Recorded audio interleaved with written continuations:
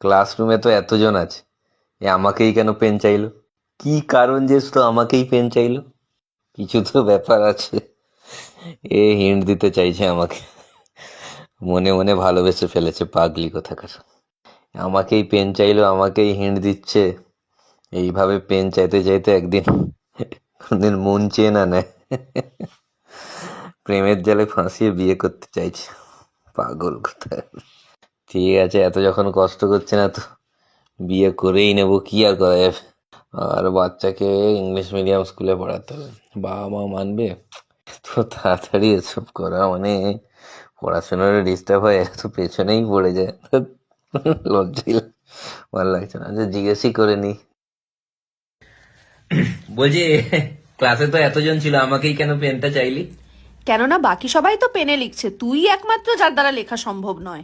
হ্যাঁ, পেন দে আমার।